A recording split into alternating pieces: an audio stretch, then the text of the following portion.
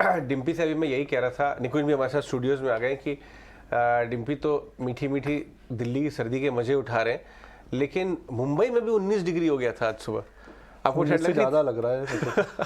मैं आज सुबह देख रहा था कि हल्की फुल्की जैकेट मिल जाए तो सुबह निकाल के पहनना चालू करे। मतलब इस समय जो वेदर, नवंबर है जी, दिसंबर नहीं है, और नवंबर के अंदर इस प्रकार की ठंड जो आती है, 17 डिग्री का लो था। हाँ, तो सोचिए, एक पक्की बात है जी, वेदर चेंज हो रहा है, जैसे हम क्लाइमेट चेंज बोलते हैं ना, एक क्लाइमेट चेंज हो रहा है। इस बार बारिश जो थी सितंबर तक चली, राइट, इस बार बारिश अक्टूबर में हल्की फुल्की हुई, जहाँ मैं था वहाँ नहीं होती थी मैडम।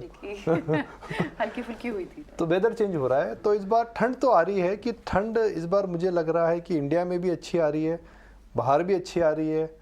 जब तो मार्केट में ठंड नहीं है, कहीं बाजार में विंटर इज कमिंग ना हो जाए।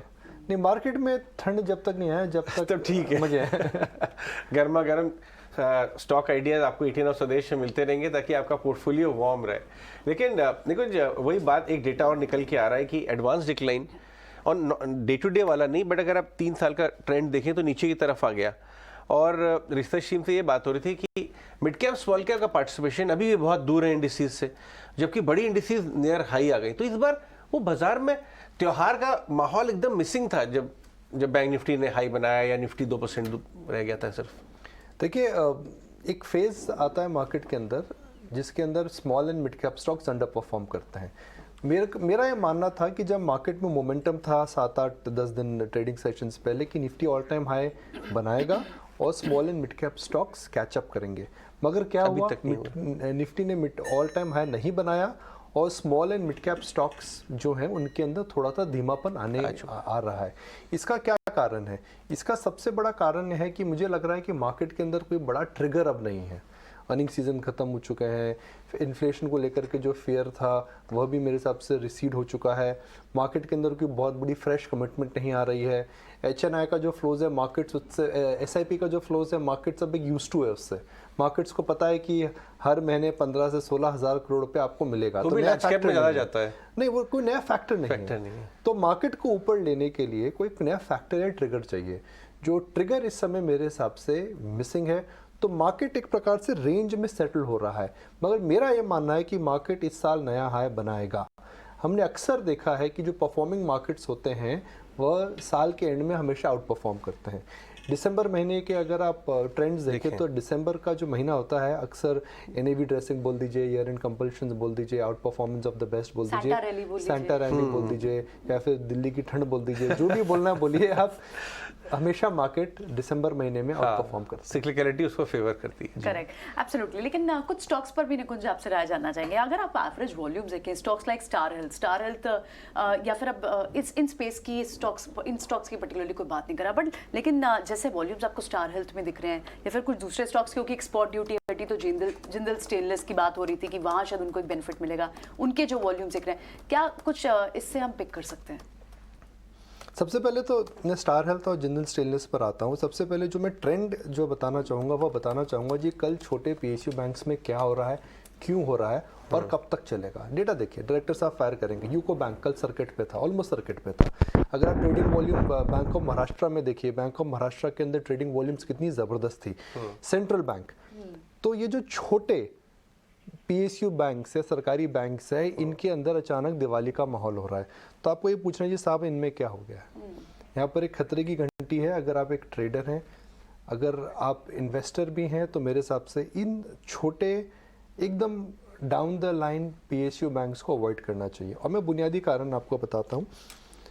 इन PSU बैंक्स में ना तो बड़ा मार्केट शेयर गेन आ रहा है, ना इनके अंदर बड़ा कासा का गेन आ रहा है, ना इनके अंदर ऐसा कोई बहुत इंक्रीमेंटल ग्रोथ देख रहे हैं।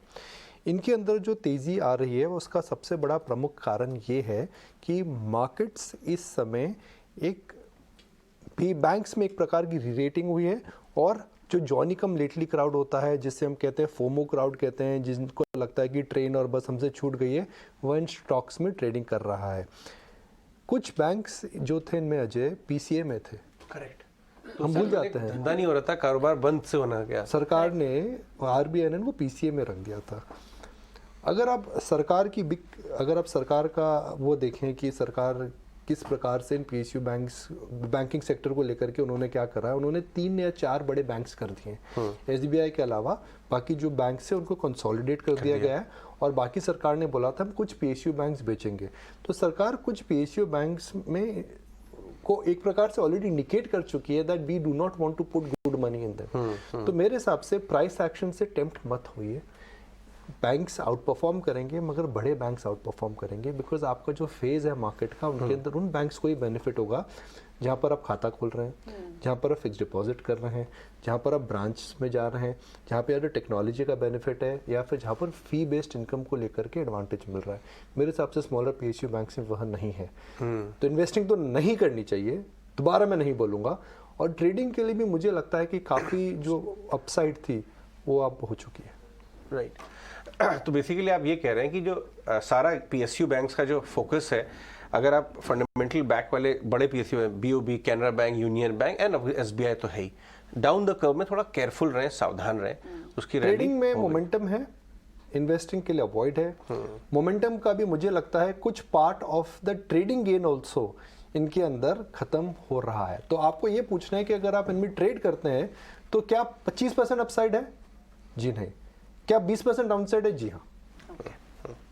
रिस्क रिवॉर्ड रेशियो नहीं है फेवर में। ठीक है निकुंज। हाँ निकुंज, गुड मॉर्निंग। बैंकिंग के अलावा किसी और कोई सेगमेंट है जहां पर आपको ऐसा लग रहा है कि हाँ ये अगर जब भी चर्न करेगा ये बैंकिंग का दूसरा नंबर बनने वाला है? लाइन में सेकंड नंबर पे कौन खड़ा है सर? फर्स्ट नंबर पे ऑलरेडी आप बैंक पहले भी बता चुके हैं और उसका भरपूर फायदा दर्शकों ने उठाया भी है। सेकंड नंबर पे कौन खड़ा है सर? डिम्पी जी, हिंदी की एक पिक्चर थी आमिर खान की, जो जीता वही सिकंदर। इतना बड़ा सेक्टर है, हमें एक क्लियर विनर उसके अंदर दिख रहा है। मेरे हिसाब से उसी में अभी फोकस करना चाहिए बिकॉज IT मेरे हिसाब से अभी मैं थोड़ा कंफ्यूज्ड हूँ। मैनेजमेंट की जो कमेंट्री है वह काफ़ी अच्छी है मगर मार्केट में जो हमें जो ट्रेंड पता लग रहे हैं वो इतने अच्छे पता नहीं लग रहे हैं। अगर आप देखें कंज्यूमर के अंदर मुझे लग रहा है कि इन्फ्लेशन का इम्पैक्ट लैग इफेक्ट से आएगा ही आएगा।